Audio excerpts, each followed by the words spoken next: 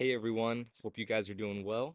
Wanted to hop on here and just give you guys a quick update about what God is doing here at Chico State and how you guys can be praying for us. Before we get too far underway, I just want to say thank you for your support. You guys mean the world to us, and your prayers really matter, and we feel them. We're impacted by them. We are reaching a demographic of college students here at Chico State, 16,000 of them, with about 1%, less than 1% of them having a biblical worldview. That is a tremendously sad statistic and also a very hopeful one that the God of the universe is using people like us and others to make inroads into places where the gospel has not taken root yet. And I just want to let you know that you're a part of that story. You're a part of that journey, that your gifts and your offering to us is not in vain, that it's actually going to make a difference in the lives of students. And I can't wait to tell you about so far what we've seen God do here and how hopefully this is an encouragement to you and something that you tell people about, because God's doing amazing things here as he is doing everywhere. Okay. One of the first stories that I want to share with you is about a girl named Amanda. Amanda is a girl that one of our core team members met early on in the semester. However, their schedules were not compatible. She was busy a lot, and so they didn't hang out for the first 2 months of school. Well, the third month of school comes around, and Amanda has a little bit more flexibility in her schedule. So her and a girl named Sarah on our core team start meeting up. Sarah shares the gospel with her, shares about how Jesus has changed her life, and how she would love to read the Bible with Amanda. And Amanda is interested. She's been kind of running away from God her whole life, she said, and has kind of self-identified as an atheist, but isn't really sure where she's at. So she starts reading the Bible with Sarah on a week-to-week basis. And right after Thanksgiving break, she's reading the Bible with Sarah, and she goes, "Hey, I just want to let you know I have no barriers to the gospel anymore. I see Jesus as the king of my life, the Lord of my life, and I want to do something about it." And right there on the spot, they pray together. She shares the gospel one more time with her and then says, "Hey, I just want you to know this is what it means to follow Jesus." And she says, "I want it. I'm in." And so Amanda gives her life to Jesus right after Thanksgiving. And we have been celebrating that so much because she is so bought in, so willing to learn and to grow. And we're really excited for Amanda. She's a sophomore this year. I believe going to be a junior after May, and we cannot wait to see what God does with Amanda's life. Would you be praying for Amanda? Second story I have for you is about a girl named Allison. Allison met my wife, Allison, two peas in a pod, and started reading the Bible with her. But the thing about Allison that's really fascinating is that she's not a believer. She has no Christian background. She's 18 years old, a high achiever, and she is the largest person of peace I've ever seen in my life. She is a person who is inviting everyone she knows to come to our events, to come to our church service. She invited her entire dorm to an event we threw on campus. She invited everyone she knew to a volleyball tournament we put on, and has continued to do so throughout this entire semester. Um, Allie and Allison have developed a lot of trust and ultimately are kind of walking through the Bible, and Allie just putting in front of her who Jesus is every time they meet. Allison, right now, her only barrier to the gospel is, what does this mean for my future? What does this mean? I want to be a doctor. I want to be a high achiever. I want to experience success. And Allie has been walking with Allison saying, "Hey, here's what success looks like in the kingdom. Here's what grace is. Here's what God has done. And this is why the cross is the greatest success in your life." And so we are praying for Allison to come to know Jesus, but we are so thankful for her because she has helped develop our community in more ways than she even knows. She's invited so many people, and it has tremendously helped us. Would you thank God with me for Allison? I would love that. Last story for you is actually a story I've told you before, but I just want to give an update on. So I've told you about a guy named Jaden before. Jaden was a freshman last year.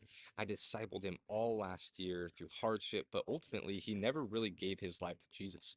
He likes the Bible studies. He likes me mentoring him and discipling him, but really he hasn't gone all in. He's dipped his toe in, but not gone all in with Jesus. And so this year I was interested to see where God would lead him. As I was praying for him and continuing to read the Bible with him, it was evident that God was working in him, but he had to make a decision. He had to actually step in faith and follow him. And so throughout this whole semester, I've been asking him every week, "Hey, when's it gonna stop? what's going to stop you from following Jesus? What's a barrier to the gospel for you? Like, where do you not get it? Where do you not like it? Where are you offended? And he really didn't have an answer for most of the semester. And then one day we're reading the Bible around Thanksgiving break, and I share with him, hey, here's the gospel. This is what Jesus thinks of you. This is what he's done on your behalf. What's your response to that? And he shares with me, hey, Carson, I just want you to know, I think I believe in that, and I want to go all in. And I talked to him about what that means, and we started praying together, and I'm crying. I'm so excited that he is making this decision. And ultimately, he says to me, "Hey, I don't want to be the same person that I've been. I don't want my life to be my own. I understand that it's God's, and I want to live for Him." And so Jaden gave his life to Jesus this last year, which marks like about a 2 year journey, where he started as a non-believer, going all the way to someone who says, I believe in who Jesus is, and now is starting to make disciples and learn what that means to lead others to Christ himself. And I'm so proud of him. I see a lot of myself at 18 years old in this kid. So would you just keep praying for Jaden, that he would release idols in his life and follow after Jesus with everything. So thank you guys for your support. Thank you guys so much for listening to me talk here. Just a couple more prayer requests can never hurt, right? Can never hurt. So here's two more for you. Number one, would you pray for God to continue to send laborers into the harvest here at Chico State? We have a team currently made up of 10 people, all of them under the age of 30. That is a great thing in a lot of ways. And also, at some of your churches, there are more than 10 people on the connections team. There's more than 10 people on your sound team or on the greeters on Sunday. And the reality is that we need more help down here. So would you pray for God to send more people here? We have some cool opportunities to partner with people and to recruit more people down. But we don't want to do that if we don't seek God first. So would you help me seek God on where He's leading our team next and who to invite down here? The second thing that I want to ask you to pray for is for the health and endurance for our team. Our team has been working really hard. Out of all 10 of them, every single one of them is pursuing disciples and making them, and also pursuing the lost. And I just want to say, like, that takes a level of endurance to do. Church planting is hard. You're out there in an unfamiliar territory, in the uncomfortability of this world, and it is not an easy task. So would you pray for endurance that our people would keep going, not out of willpower or white knuckling this thing, but instead by the power of God, being rested in Him, abiding in Him, and that compels us to go back on campus. So those two things would be amazing for you to pray for in this next season, and I cannot wait to see what God does in the upcoming months. In about a week or so, students get back here, and for the first full week, we're going to be on campus all day, sharing the gospel with people, handing out flyers, handing out waters or Gatorades or gift cards or something to them, and ultimately getting to a point with them where we say, hey, this is the best thing, the treasure we found in Jesus. Would you want to follow him? So I just want to say thank you for your support. I want to say thank you for your prayers. And as we close out, I just want to leave you with this encouragement. Our church has learned in this last season that it is not about the size of the team.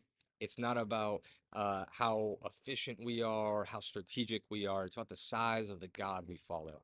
And the God we follow is much bigger than you or I know, is much more expansive than you or I know, and has much better plans than what you and I know. So I understand that you guys have things in your world that's out of control and seems chaotic, and I'm gonna be praying for those things. So send me a text, shoot me a message, give me a call, an email. I'd love to pray for those things. But just as we close out, I want to just close out in prayer, that we would all trust that our God has us, and is providing for our needs and loves us dearly. So, God, I just thank you for this team. I thank you for what you're doing here at Chico State. And I pray for every person who hears this right now, God, that they would not fear of whatever's to come or worry about the future. But God, I pray, Lord, that they would hear from you, be secured by your word, and that the gospel, that you love them enough to die on a cross in their place so that they can have newness of life, would refresh them today. God, despite circumstance, remind them that Romans 8, nothing can separate us anymore from you and your love. God, we love you. We thank you. In your name we pray. Amen. We love you guys. Thank you. And I look forward to talking to you guys soon. Bye.